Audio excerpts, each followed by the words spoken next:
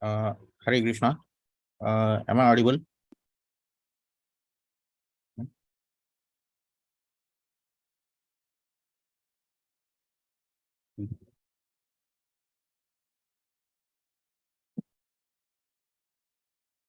Hare Krishna.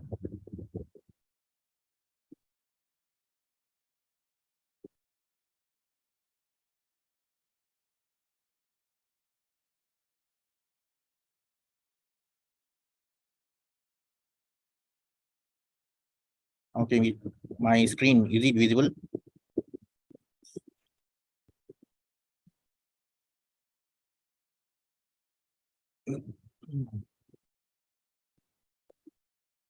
Okay, thank you.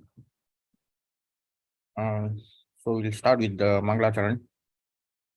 Om Ajnana Timirandasya Jnana Shalakaya Chakshurunmilitam Yena Tasmai Shri Gurave Namah Shri Chaitanya Manobhishtam Sthapitam Yena Bhutale Swayam Rupa Gadamayam Dadati Swapatantikam Vandeyam Shri Guru Shri Yudhapata Kamalam Shri Gurun Vaishnavasya Shri Rupam Saviljadam Sagana Raghunathan Vidam Stam Sajivam Sadvaitam Savdutam Paljana Sahitam Krishna Chaitanya Devam Shri Radha Krishna Padan Sagana Lilita Shri Vishakanitamsya हे कृष्णा करुणा सिंधु दीनबंधु जगतपति गोपेशा गोपिका कांता राधा कांता नमोस्तुते तप्त कांचन गौरांगी राधे वृंदावनेश्वरी वृषभानुसुते देवी प्रणमामि हरिप्रिये वाञ्छाकल्पतरुभ्यश्च कृपा सिन्धुभ्येव च पतितानां पावनेभ्यो वैष्णवेभ्यो नमो नमः श्री कृष्ण चैतन्य प्रभु नित्यानंद श्री अद्वैत गदाधर श्रीवासादि गौर भक्तवृंद हरे कृष्णा कृष्ण कृष्ण हरे हरे हरे राम राम राम हरे हरे हरे कृष्णा कृष्ण कृष्ण हरे हरे हरे राम राम राम हरे हरे हरे कृष्णा कृष्ण कृष्ण हरे हरे हरे राम राम राम हरे हरे ओम नमो भगवते वासुदेवाय ओम नमो भगवते वासुदेवाय ओम नमो भगवते वासुदेवाय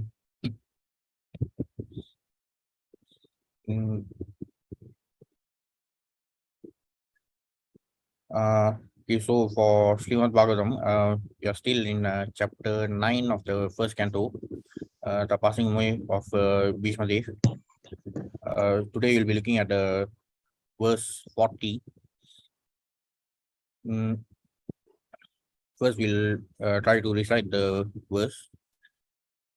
Lalita Gati Vilasa Valguhasa Pranaya Nirikshana Kalpitorumanaha Kritam Manu Kritavatya Unmadandaha Prakriti Magan Kilayasya Gopavadvaha Lalita Gati Vilasa Valguhasa Pranaya Nirikshana Kalpitorumanaha Kritam Manu Kritavatya Unmadandaha Prakriti Magan Kilayasya Gopavadvaha Lalita Gati Vilasa Valguhasa Pranaya Nirikshana Kalpitorumanaha Kritam Manu Kritavatya Unmadandaha Prakriti Magan Kilayasya Gopavadvaha. Anyone want to try recite the verse?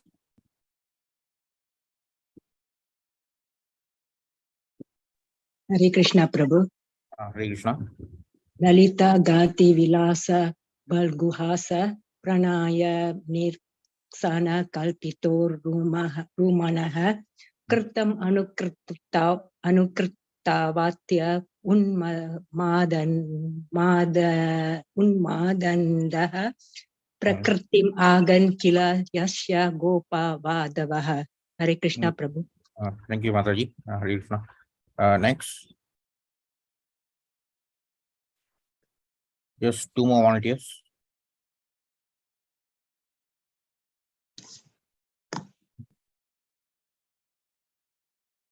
Hare Krishna Prabhu. Hare Krishna. Lalita Gati Vilasha Valguhasa Pranaya Nirtasana Kalpiturumana Kritam Anukritavatya Unmada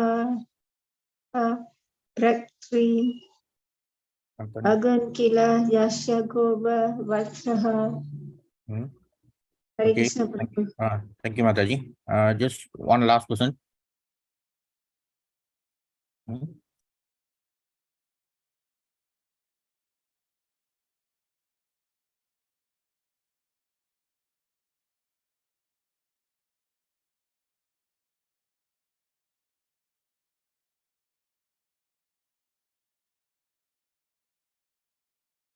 Hello, nobody?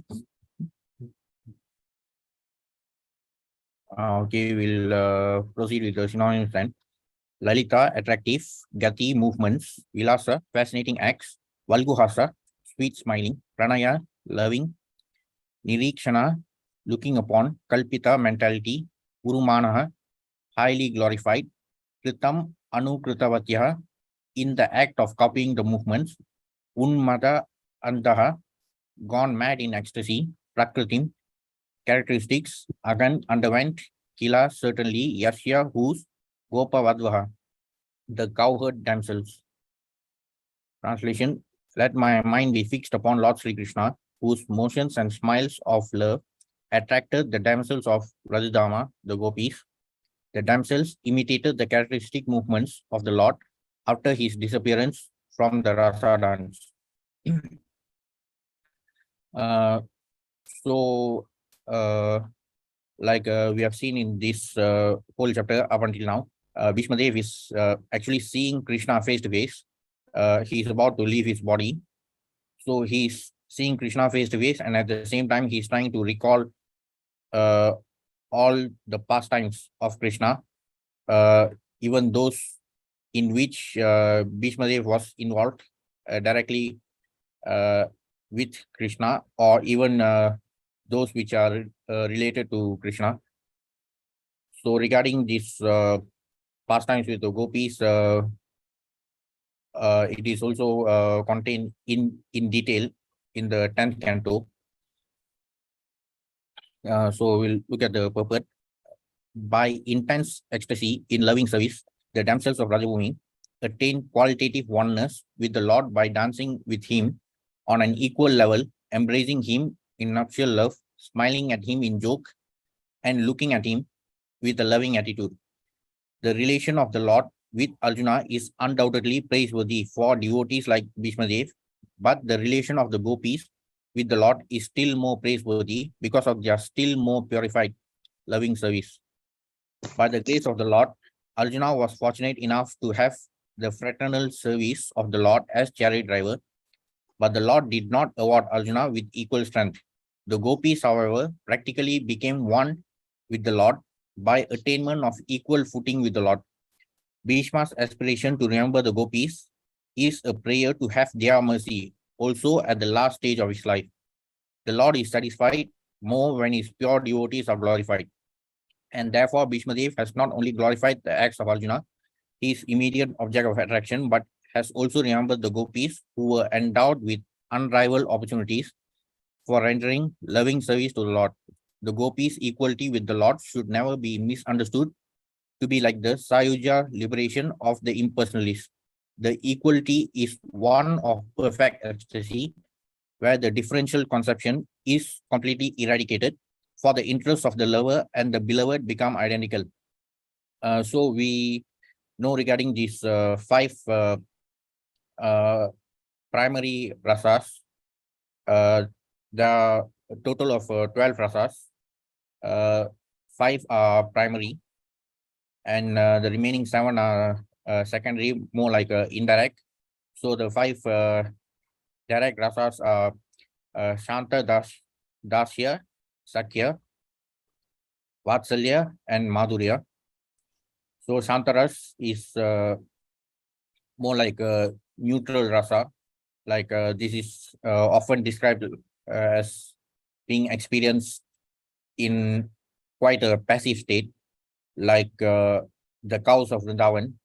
They are like having Shantaras quite neutral.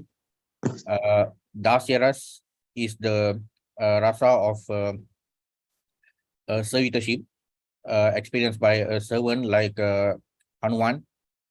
Sakyaras, the rasa of friendship experienced like by people like Arjuna.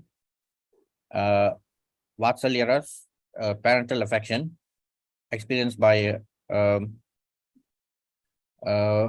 Vasudev, Devaki, Nanda Maharaj, and Yashoda. But the topmost rasa is that of Madhurya rasa, that is conjugal love.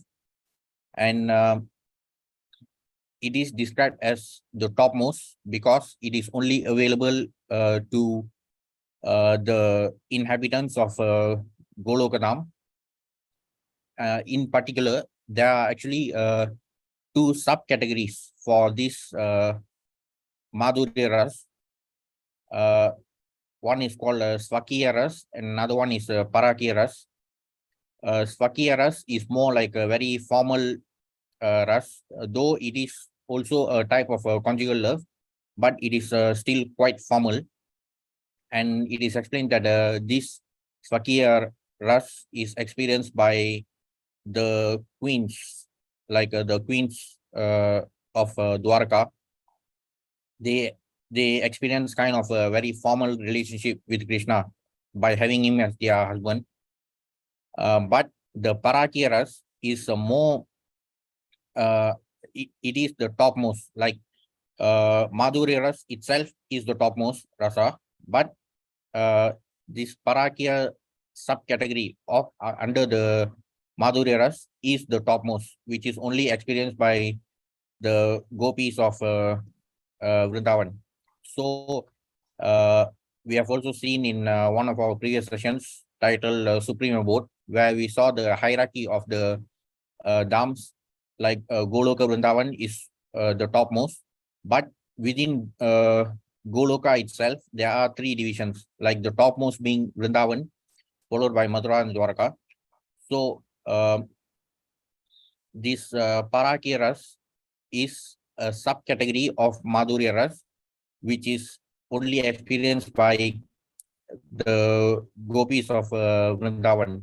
It is only available to them in that dham. So that's why even amongst the devotees, the gopis are the most revered ones, with Radharani being the topmost. So by remembering the gopis of Vrindavan, Bhishma Dev is also kind of trying to have their mercy, like being blessed by devotees is also even more important than being blessed by Krishna himself. So those are related to the rasas. Actually, even Arjuna, though he was having this friendship, Sakya with Krishna,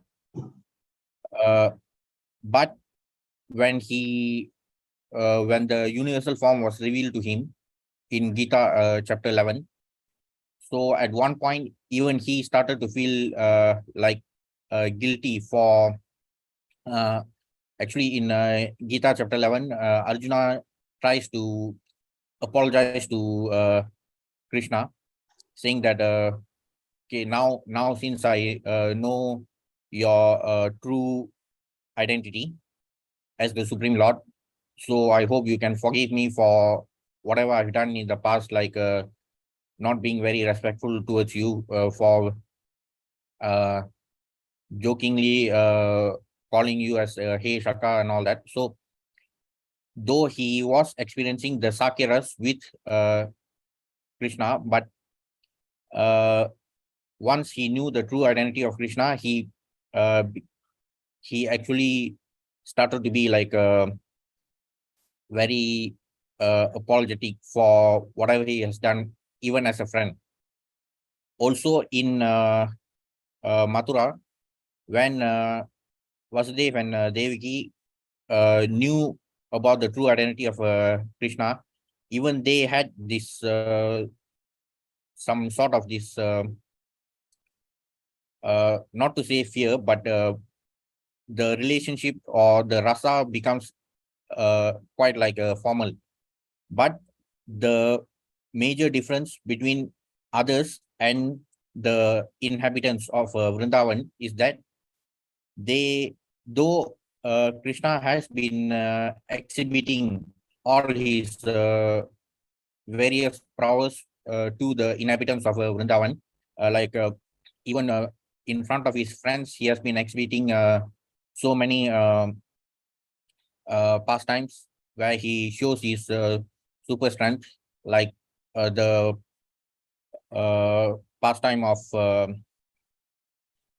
whether it's involving the various demons like Putana, Trinavrata, or even the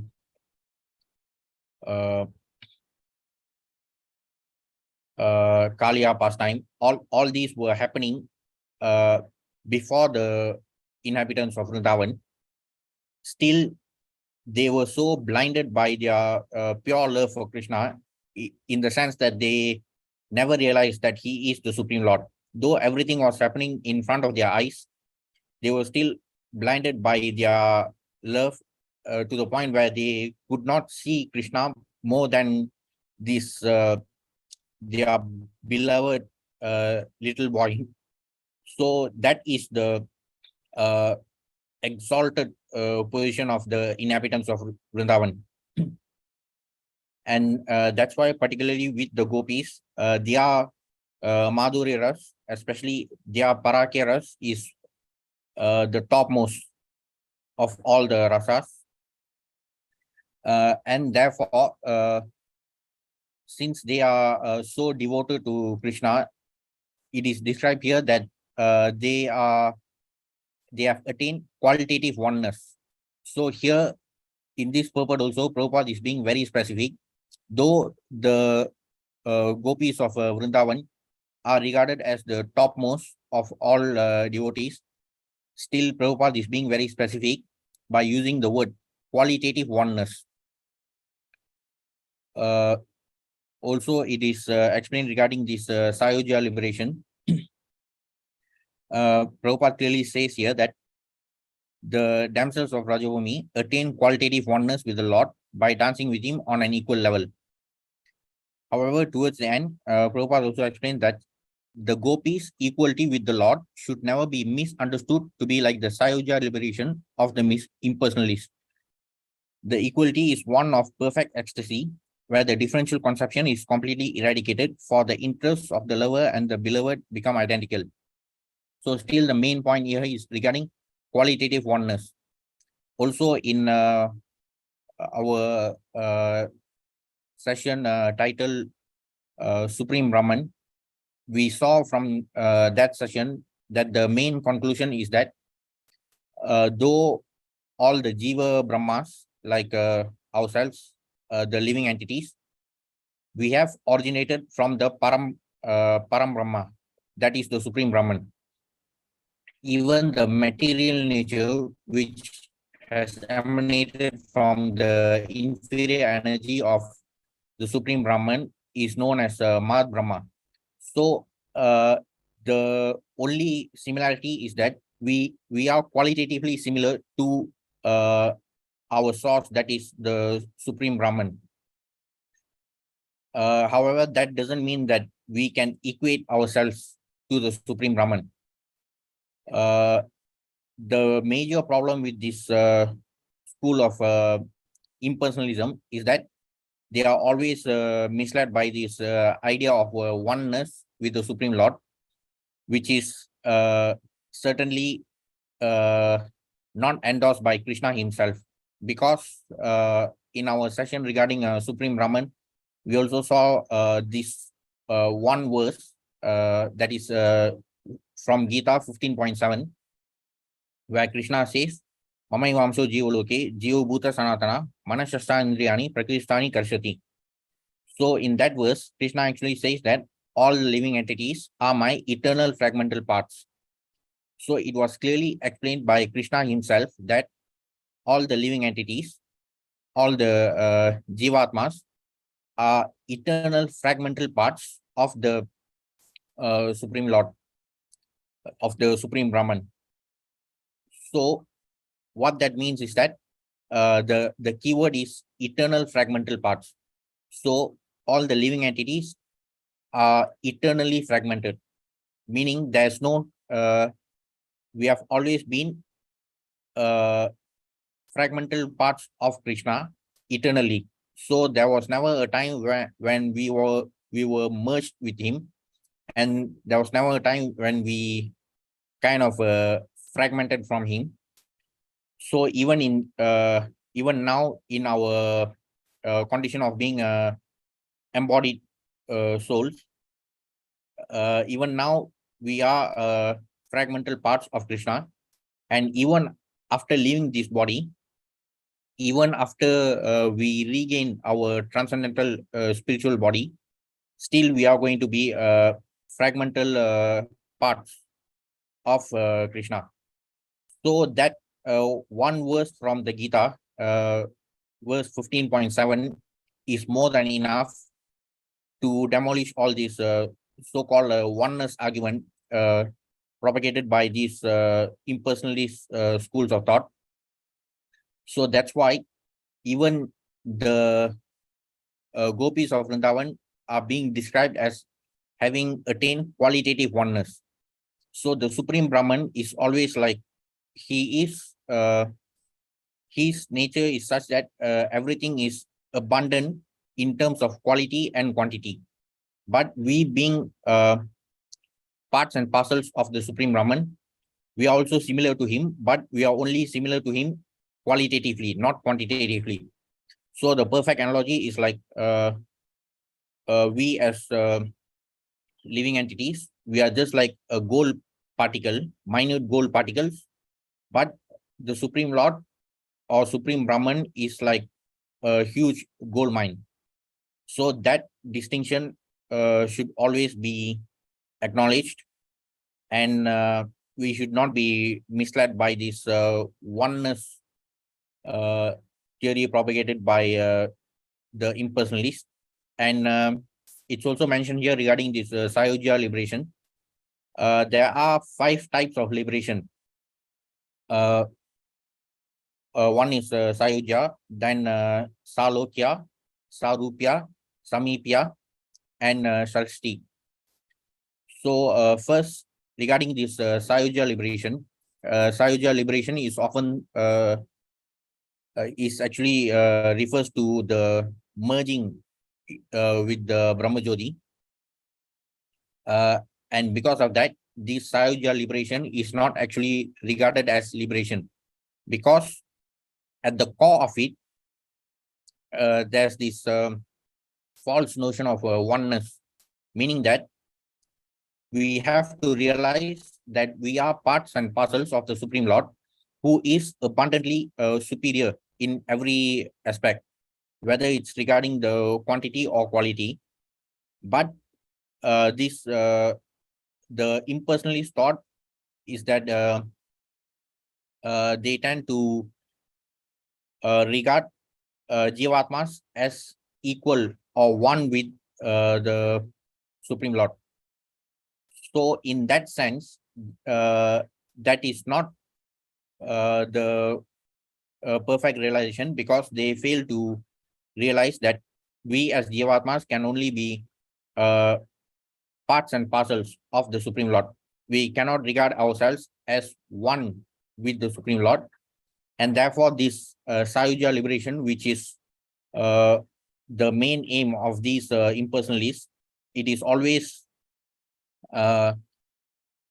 not preferred. It is actually despised by true devotees,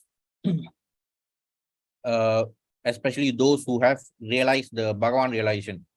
Also, we have seen even in the context of the 3 features of realization of the Supreme Lord, the impersonal Brahmajyoti realization is the most basic form of realization, followed by Paramatma realization, and then the full realization is the Bhagavan realization.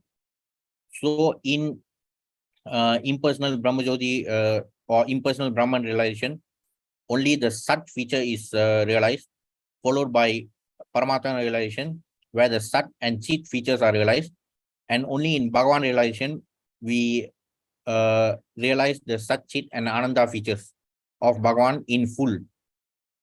So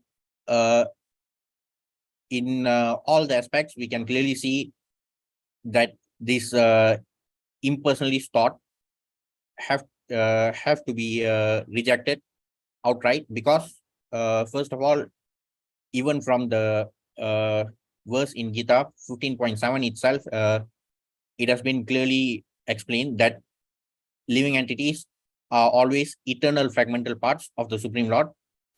And even from the aspect of Bhagavan realization, the impersonal Brahman realization is the most, though it is like a basic form of realization, still it is the most inferior type.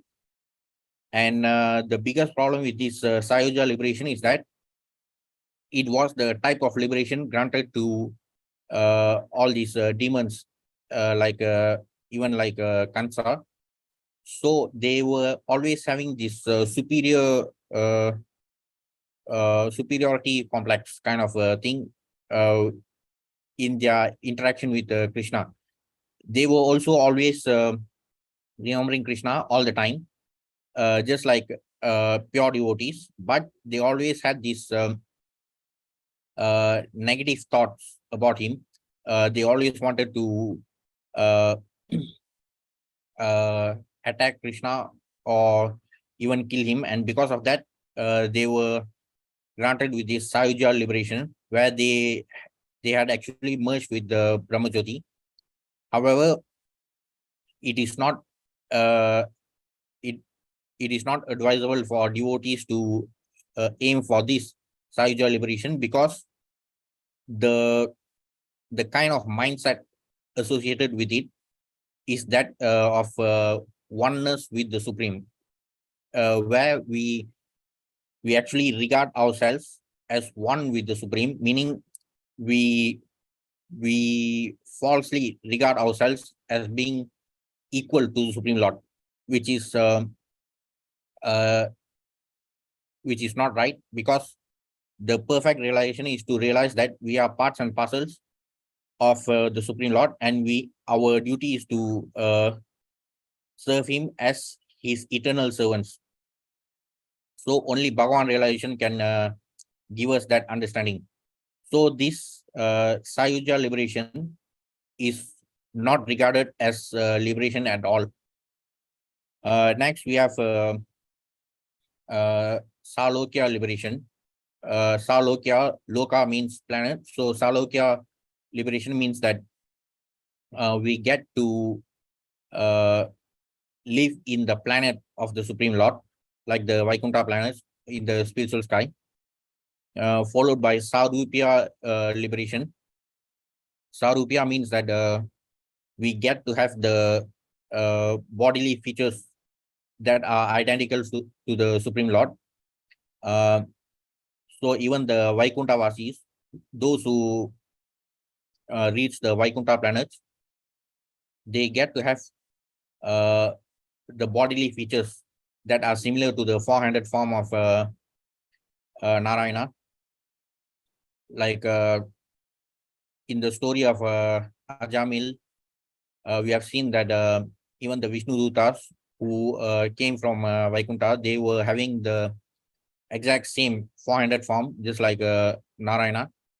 And even in the case of Jaya and Vijaya, who were the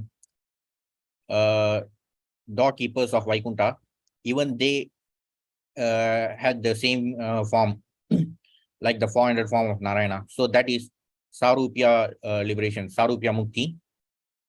Next is Samipya liberation or Samipya Mukti, where we get to enjoy the association of the Lord, especially like in especially in the Goloka region, like for devotees like Arjuna, he was like never separated from Krishna. He was always enjoying his association. So that is the Samipya Mukti, followed by Shakti liberation. This refers to attaining equal opulences with the Supreme Lord. So it is like getting opulence that is similar to the Supreme Lord. However, that doesn't mean that the devotee becomes equal to Supreme Lord. It is still granted by the mercy of the Lord. one example given for this type of liberation is that of Bali Maharaj. Actually, even last Friday, in our session titled The 14 Planetary Systems, there was a description regarding the Sutala planet, which is one of the lower planetary systems. So the not to say presiding deity, but the chief of that Sutala planet is actually Bali Maharaj. So as we know, in the Vamanadev pastime, Bali Maharaj gave everything that he had to Vamanadev, and as a result of that, Krishna granted this Sutala planet to Bali Maharaj in return. So as we saw in that session, the lower planetary systems, the 7 lower planetary systems, are known as Bilaswarga planets, which are actually compared to be as materially opulent, or if not even more opulent than the upper planetary systems. However, the problem with these lower planetary systems, though they are very materially opulent and full of extremely ideal for sense enjoyment, the problem with those Bilaswarga lower planets is that they take us away from God consciousness. Those who land in those lower planetary systems, they can still be materially opulent and enjoy more sense gratification. However, they will be completely devoid of God consciousness. By being elevated to the upper planetary systems, like beyond Swargaloka to Mahaloka, Janaloka, or Tapaloka, we get to engage more on devotional service to be elevated further to the spiritual sky. So by being elevated to the higher planetary systems, we still get the chance to be more God conscious, though those upper planets may not be as materially opulent as these lower planetary systems. So Bali Maharaj is an example of the one who was granted this Sarshti Mukti. So those are the 5 types of liberation: Sayujya, Salokya, Sarupya, Samipya, and Sarshti. But the Sayujya liberation is not regarded as a liberation because of this impersonalist thought, which can be clearly demolished with valid references from the scriptures, like even from Gita 15.7. So that was regarding verse number 40. Next is verse 41. Munigana Nripa Varya Sankuleyanta Sadasi Yudhishthira Rajasuya Esham Arhanam Upapeda Ikshaniyo Mama Drishi Gochara Esha Viratma. Munigana, the great learned sages; Nipavalya, the great ruling kings; Sankule, in the great assembly of Antasadasi conference; Yudhishthira, of Emperor Yudhishthira; Rajasuye, a royal performance of sacrifice; Esham, of all the great elites; Arhanam, respectful worship; Upapeda, received; Ikshaniya, the object of attraction; Mama, my; Drishi, sight; Gocharaha, within the view of; Esha Avi, personally present; Atma, the soul. Translation: at the Rajasuya Yajna sacrifice performed by Maharaj Yudhishthira, there was the greatest assembly of all the elite men of the world, the royal and learned orders, and in that great assembly, Lord Sri Krishna was worshipped by one and all as the most exalted personality of Godhead. This happened during my presence, and I remembered the incident in order to keep my mind upon the Lord. After gaining victory in the battle of Kurukshetra, Maharaj Yudhishthira, the emperor of the world, performed the Rajasuya sacrificial ceremony. The emperor in those days upon his ascendance to the throne, would send a challenge horse all over the world to declare his supremacy, and any ruling prince or king was at liberty to accept the challenge and express his tacit willingness either to obey or to disobey the supremacy of the particular emperor. So in those ancient times, there was this concept of emperor and king, which can be equated to the present concept of central and state governments. So in a nation like in Malaysia or India, there's this central government and also state governments where the chief minister is the most powerful person in that state, but still they are all subject to the central government ruled by the prime minister. So similarly, even in those days, the emperor was in charge of the entire country, and he was always accepted by all the smaller kings of the smaller kingdoms. One who accepted the challenge had to fight with the emperor and establish his own supremacy by victory. The defeated king would have to sacrifice his life, making a place for another king or ruler. So Maharaj Yudhishthira also dispatched such challenging horses all over the world, and every ruling prince and king all over the world accepted Maharaj Yudhishthira's leadership as the emperor of the world. After this, all rulers of the world under the regime of Maharaj Yudhishthira were invited to participate in the great sacrificial ceremony of Rajasuya. Such performances required hundreds of millions of dollars, and it was not an easy job for a petty king. Such a sacrificial ceremony, being too expensive and also difficult to perform under present circumstances, is now impossible in this age of Kali. Nor can anyone secure the required expert priesthood to take charge of the ceremony. So prior to the Rajasuya sacrifice, the challenge horse is sent to cover the entire extent of the domain which is regarded as being subject to the emperor.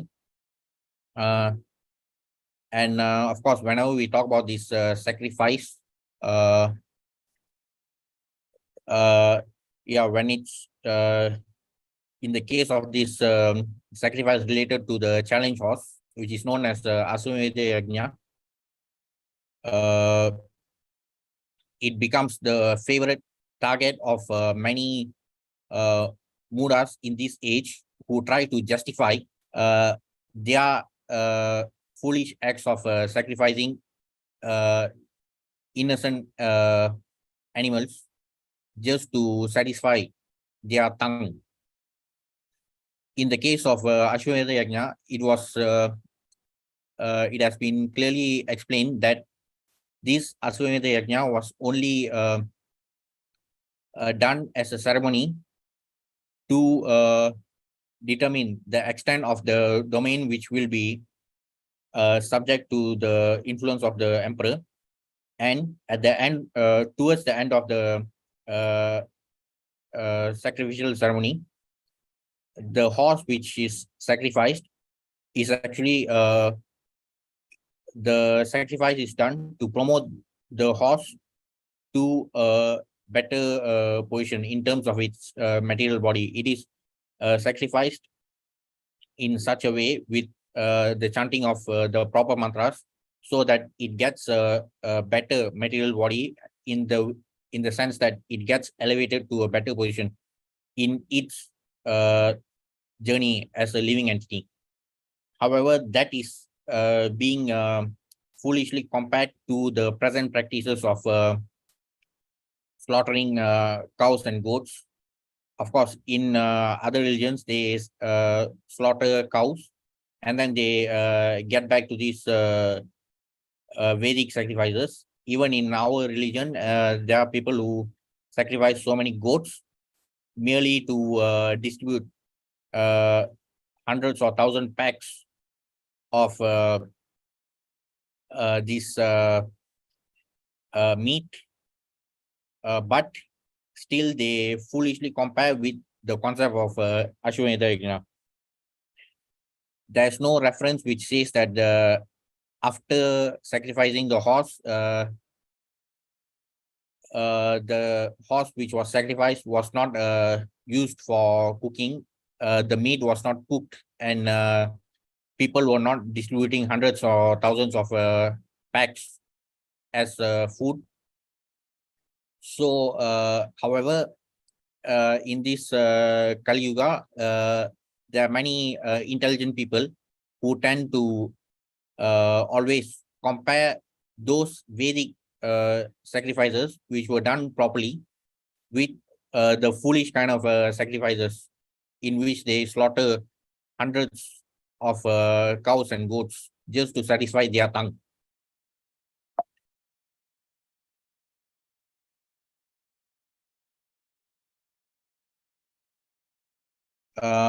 If we look at the last canto of the Bhagavatam in 12th canto, chapter 3, in 12.351 and 12.352, it's also stated that in Krita Yuga or Satya Yuga, the best form of worship was meditation, followed by Treta Yuga, in which the best method of worship was sacrificial ceremonies.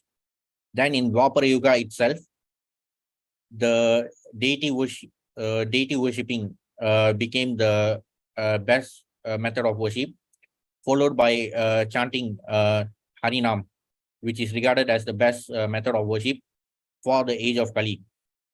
So even in Dwapara Yuga, all these sacrificial ceremonies were no longer regarded as the best, though they were still being performed, because there were enough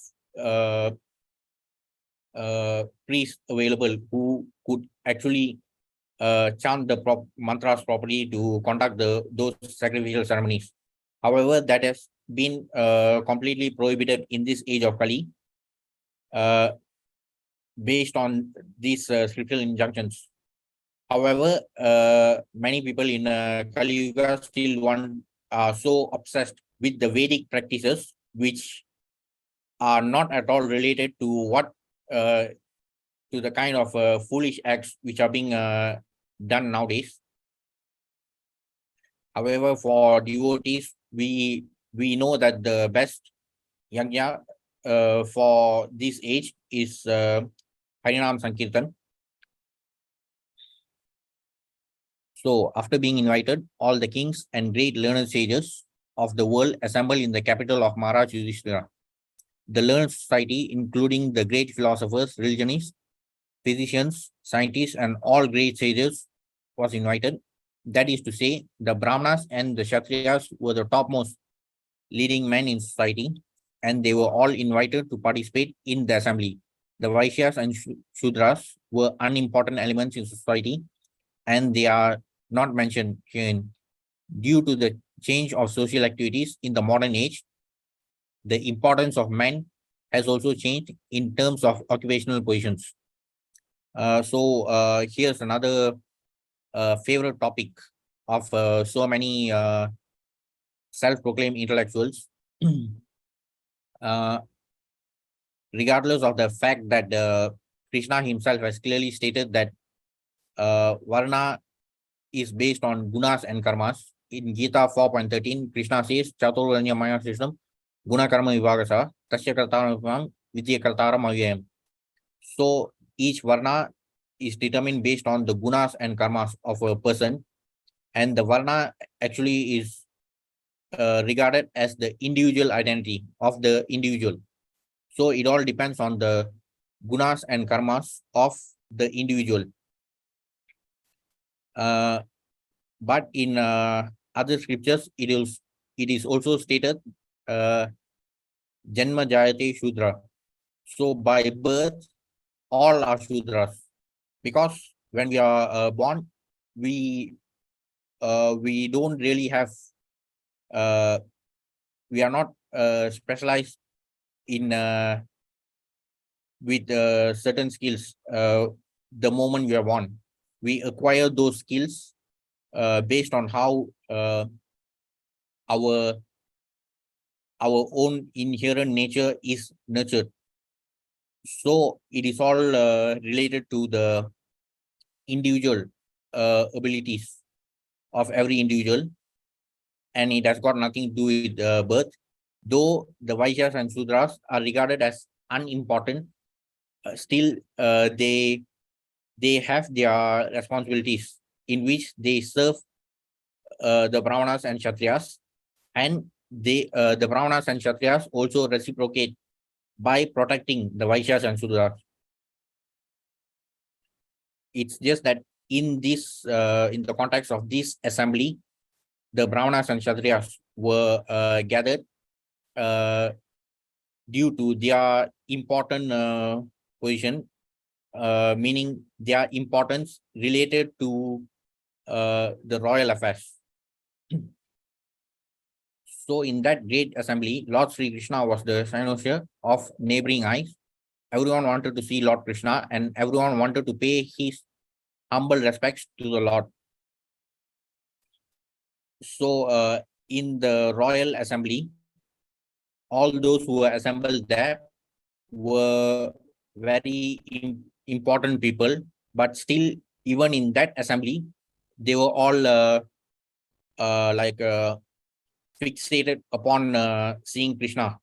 Even in that royal assembly, where there were so many important people who have gathered, still amongst those important people, Krishna was regarded as the most important of all.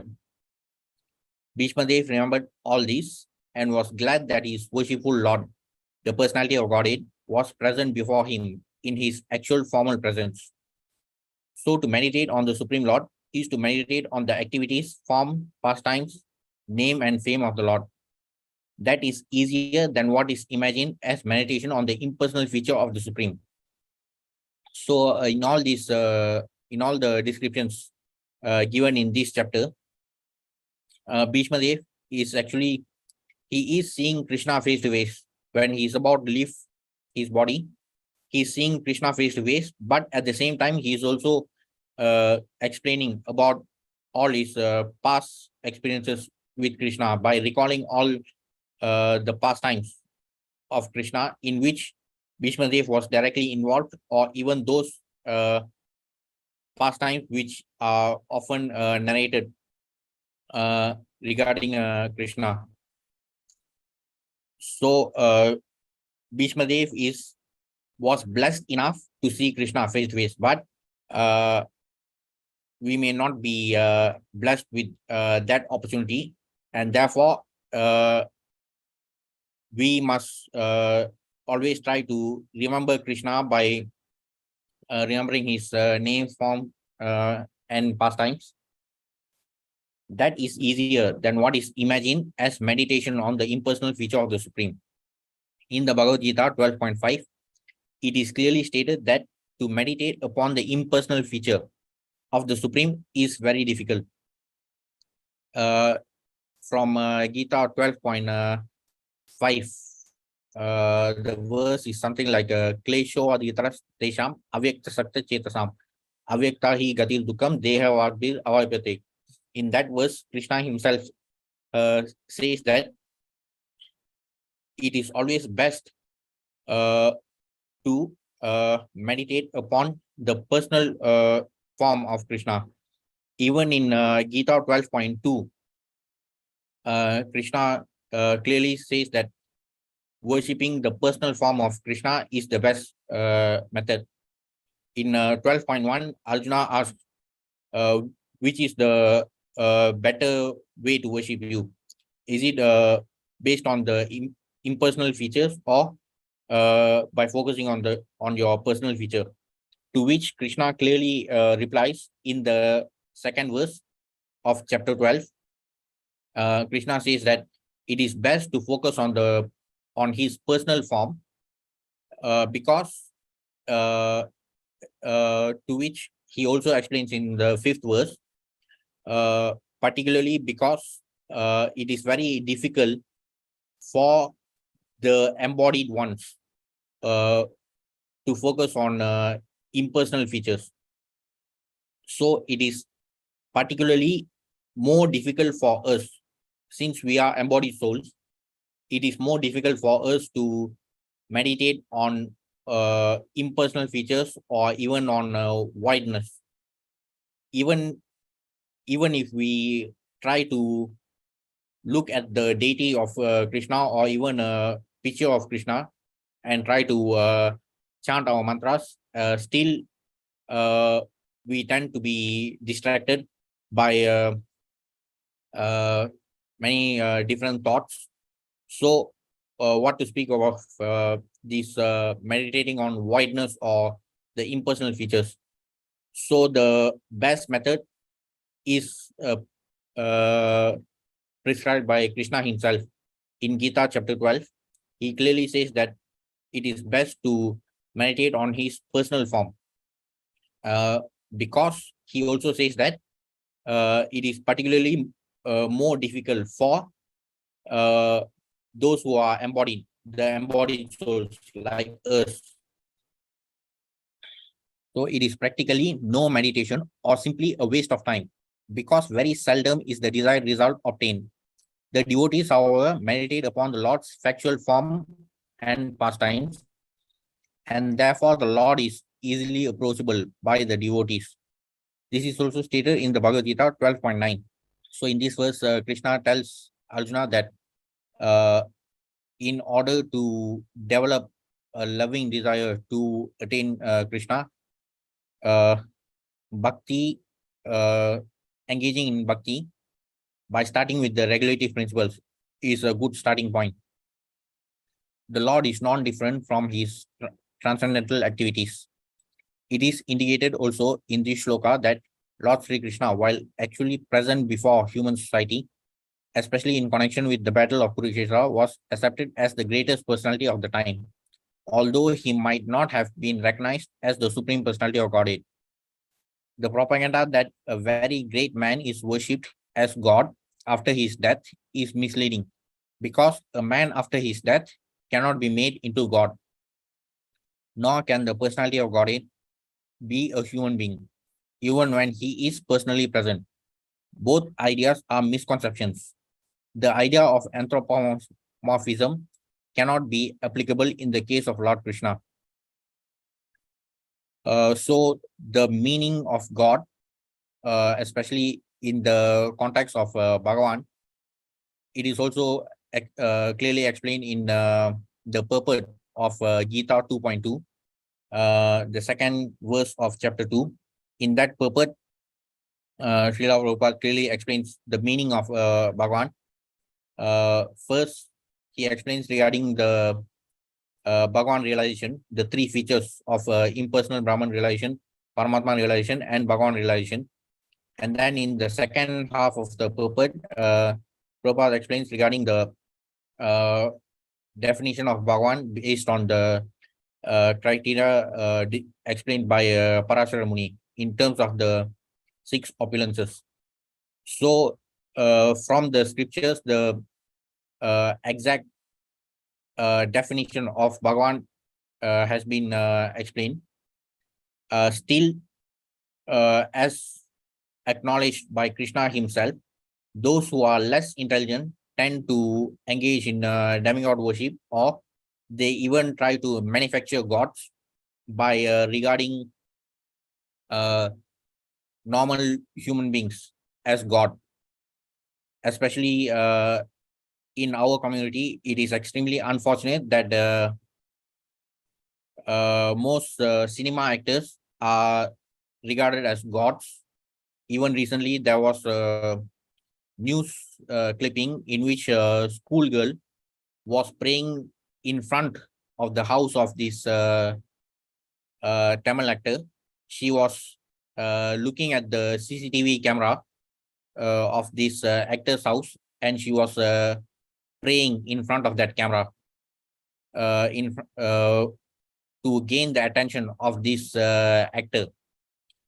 So such is the condition of fallen souls in this Kali Yuga, and it's extremely unfortunate that it is more prevalent in our own community. still the propaganda that a very great man is worshipped as God after his death is misleading, because this has also been highlighted by Krishna himself. In Gita 9.11, Krishna says, Avajananti Mamuda Manushim Tanu Ashritam Parambhava Majananto Mamabhuta Maheshwaram. Krishna says that when he descends in the human form, foolish people tend to regard him as a normal human being. So the problem with less intelligent people is that they tend to regard Krishna as a normal human being, but they regard others who are supposed to be normal human beings as God. But for us as devotees, we can always turn to the pages of the scriptures to know the truth, because Krishna himself acknowledges the importance of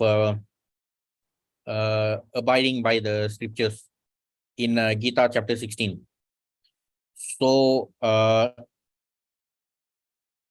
it is also important to avoid these kind of false notions of elevating normal human beings to the position of gods.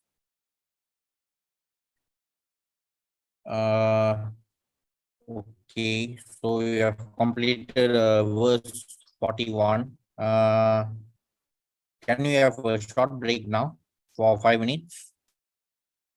Okay, Prabhu. Okay, we'll proceed after 5 minutes. Okay.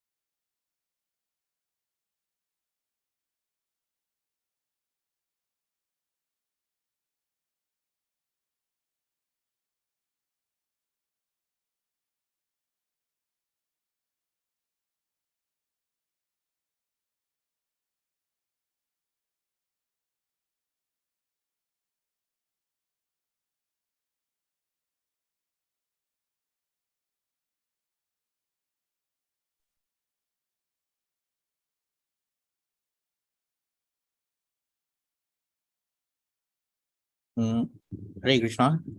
Can we continue? Hare Krishna. Okay. So verse 42. Tammiham aham majam sharirabhajam hridi hridi dishtitam atmakalpitanam pratidrusham iva naikadarham ekam samadhigatosmi viduta bedamoha tam. That personality of Godhead, imam, now present before me, aham, I, ajam, the unborn, sharira vajam, of the conditioned soul, hridi in the heart, hridi in the heart, dishtitam, situated, atma, the super soul, kalpitanam, of the speculators, pratidrusham, in every direction, you are like, na ekada, not one, arkam, the sun, ekam, one only, samadhigata, asmi, I have undergone trance in meditation, viduta, being freed from, veda moha, misconception of duality. Now I can meditate with full concentration upon that one Lord Sri Krishna, now present before me, because now I have transcended the misconceptions of duality in regard to his presence in everyone's heart, even in the hearts of the mental speculators. He is in everyone's heart. The sun may be perceived differently, but the sun is one.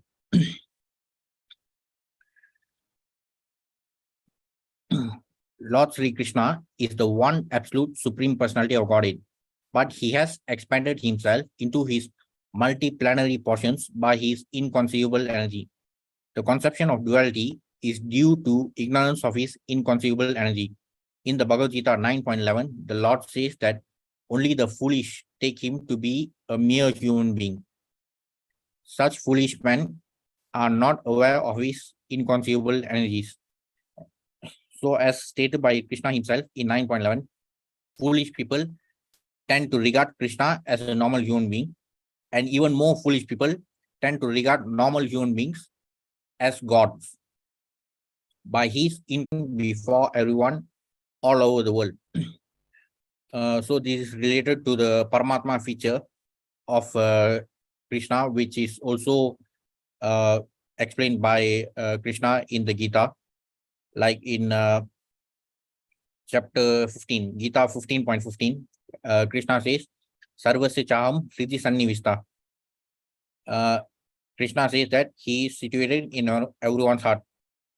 Also in Gita 18.61, Krishna says, Ishvara Sarvabhutanam Hrideshe Junashtati. So that is in 18.61. The Paramatma feature of the Lord is an expansion of his plenary portions. So this is the Paramatma feature, as we know, is also part of the three forms of Purusha avatars. First, there are three types of Purusha avatars. The first Purusha avatar is that of Mahavishnu, from whose energy the entire Mahatattva is manifested, and then followed by Garbhodarashai Vishnu, and within each universe of each Garbhodarashai Vishnu, the Garbhodarashai Vishnu expands himself into various into Shirodakashai Vishnu expansion to be situated in the heart of all the living entities. He expands himself as Paramatma in everyone's heart by his inconceivable energy, and he also expands himself as the glowing effulgence of Ramajyoti by expansion of his personal glow. It is stated in the Brahma Samhita that the Brahmajyoti is his personal glow. Therefore, there is no difference between him and his personal glow, Brahmajyoti, or his plenary portions as Paramatma. Less intelligent persons who are not aware of this fact consider Brahmajyoti and Paramatma to be different from Sri Krishna. This misconception of duality is completely removed from the mind of Bhishmadev, and he is now satisfied that it is Lord Sri Krishna only who is all in everything. So now back to the three levels of realization of the absolute truth. So as we know, the three levels of realizing the absolute truth: impersonal Brahman realization, Paramatma realization, followed by Bhagavan realization. Bhagavan realization is the most complete form of realization. This is often explained using the sun's analogy. As I mentioned earlier, in Gita 2.2, in the purport for Gita 2.2, Prabhupada explains the three levels of realizing the absolute truth in terms of impersonal Brahman, Paramatma, and Bhagavan realization. But in that purport, Prabhupada also quotes this verse from Bhagavatam 1.2.11. Valanti tat tattvavidas tattvam yajnanam advayam brahmeti paramatmeti bhagavan iti shabdate. So that verse is explained using this analogy of the sun. The impersonal Brahman realization is regarded as the effulgence of the sun rays. Next level, the Paramatma realization is regarded as the disk around the sun. So compared to merely recognizing the effulgence of the sun rays, realizing the disk surrounding the sun is considered slightly better realization, but the most complete realization is to recognize the presiding deity of the sun planet, because the demigod or presiding deity of the sun planet is the source of the energy for the sun planet. Similarly, the Brahmajyoti effulgence, which illuminates the entire spiritual sky, originates from the transcendental body of Krishna. So merely to regard Krishna as equal to the Brahmajyoti effulgence is regarded as being less intelligent. The Brahmajyoti effulgence emanates from Krishna, as mentioned by Krishna himself in Gita 14.27. Krishna says that the Brahmajyoti effulgence emanates from him. So he is the source of everything, whether it's the Brahmajyoti effulgence or the Paramatma feature. He is the source of everything, and therefore the Bhagavan realization is the most complete realization. So to regard the energetic and energy as two separate entities is due to being trapped in duality. So as we know, as long as we are trapped in this material world, we'll always be subject to dualities. It is also mentioned in Gita 15.5. Nirmana moha jita sanga dosha adhyatma nitya vinivritta kama dvandvair vimukta. Dvandvair vimukta is to be liberated from dualities. So similarly, Bhishma Dev, when he's about to leave his body, he is his instructions are also meant to liberate other conditioned souls. So he also is emphasizing on the importance of being liberated from dualities. This means misconception of duality is completely removed from the mind of Bhishma Dev, and he is now satisfied that it is Lord Sri Krishna only who is all in all in everything. This enlightenment is attained by the great Mahatmas or devotees, as it is stated in Bhagavad Gita 7.19, that Vasudeva is all in everything, and that there is no existence of anything without Vasudeva. Vasudeva or Lord Sri Krishna is the original Supreme Person, as now confirmed by a Mahajana, and therefore both the neophytes and the pure devotees must try to follow in his footsteps. That is the way of the devotional line. So in 7.19, Krishna says, Bhavanam Jananamante Jnanvan Mam Prapadyate Vasudeva Sarvati Samatma Sudurlabha. So it is very rare to see a Mahatma who realizes that Vasudeva is all in all. Also, Krishna also says that out of so many persons who surrender to him, rarely one knows him in full. However, we can also gain the proper understanding by following our acharyas who have done all the hard work. So there's no need for us to speculate anything. We just have to follow whatever they have done for us in the past, not just our recent acharyas. Even if we look at the context of Bhagavatam, though Bhagavatam is often regarded as the discourse between Sukadeva Goswami and Parikshit Maharaj, but it is being narrated by Sutta Goswami during his assembly with the sages of Naimisaranya. The sages of Naimisaranya were extremely concerned about the Kali Jivas during the twilight period from the transition of Dwapara Yuga to Kali Yuga. They could see that Kali Yugas will be struggling a lot. Kali Jivas will be struggling a lot in Kali Yuga, and therefore they were so concerned, and they have been asking for Sutta Goswami's instructions of what is best for Kali Jivas to liberate themselves from the material bondage. So not just our recent acharyas, even all the other acharyas from the ancient period, including especially Vyasadeva, they have all done all the hard work for us. So we just have to follow their instructions.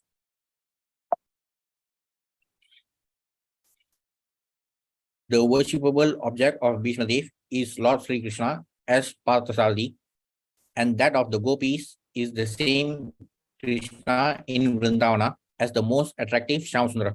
Sometimes less intelligent scholars make a mistake and think that the Krishna of Vrindavana and that of the Battle of Kurukshetra are different personalities. But for Bhishma Dev, this misconception is completely removed. Even the impersonalist object of destination is Krishna as the impersonal Jyoti, and the yogi's destination of Paramatma is also Krishna.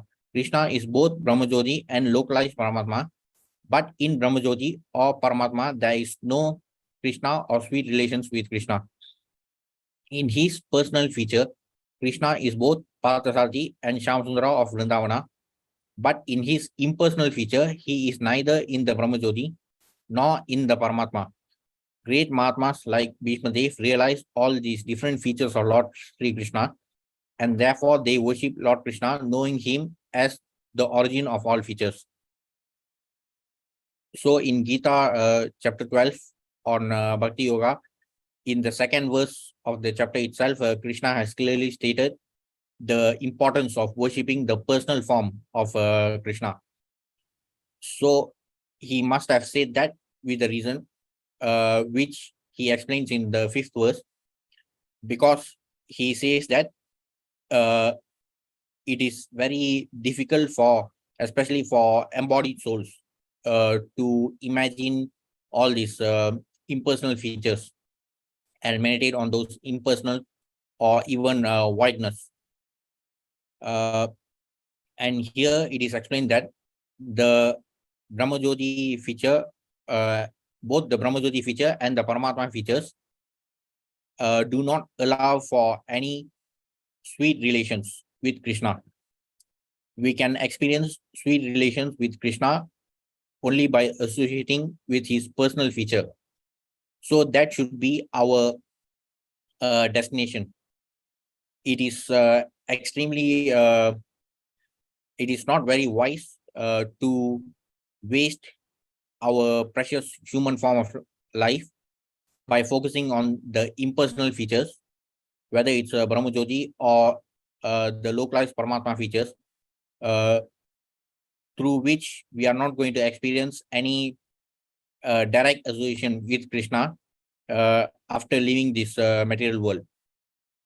Our goal should be to associate with Krishna after attaining the spiritual sky, whether we land in Vaikuntha Loka or Goloka. The main goal is to associate with Krishna and serve him in the best way that's possible. So if we are always obsessed with the impersonal Brahmajyoti feature or the localized Paramatma features, and if we waste our precious human form of life by completely ignoring the full and complete Bhagavan realization, we can never experience the association with Krishna in the spiritual world, because Krishna himself clearly says in Gita chapter 8, 8.5 and 8.6. In 8.5, Krishna says, Antakale chamamiva sparan muktva kalevaram yaprayati samadbhavam yati nashti artha samshaya. So in that verse, Krishna says that those who remember him at the time of death will attain him. So remembering Krishna is one thing, but even the feature is very important. If we are so obsessed with the impersonal feature of Krishna, of course, even the Brahmajyoti feature also originates from Krishna, but that is not the complete realization. If we are going to waste our life by being obsessed with the impersonal features, then even towards the end of our life, when we are about to leave the body, we are only going to be thinking about this Brahmajyoti, and this entire human form of life is wasted. So it is best to fully focus on the personal feature, the personal Bhagavan feature of Krishna as prescribed by Krishna himself, so that we can remember him, remember his personal form when we are about to quit our body. So by doing so, we can, if we are able to remember his personal form, especially the two-handed Shyamasundara form, we can attain Goloka Vrindavan and enjoy his association and sweet relations with him. So that is also being explained by Bhishma Dev. Great Mahatmas like Bhishma Dev realize all these different features of Lord Sri Krishna, and therefore they worship Lord Krishna, knowing him as the origin of all features. So the complete Bhagavan feature of Krishna is the origin for all the lesser important or incomplete features like Brahmajyoti and Paramatma. So it is much wiser to fully utilize our present human form of life and be fully focused on the personal form of Krishna, so that we can completely focus on him when we are about to leave our material body. Okay, so we have completed verse 42. So that's all for today. Thank you for attending. Any questions or comments? No, Prabhu. No, Prabhu. Okay, so thanks for attending. We'll meet again on Thursday for Gita. Thank you. Hare Krishna. Thank you, Prabhu. Okay, Hare Krishna. Hare Krishna, Prabhu. Thank you, Prabhu. Okay, thanks.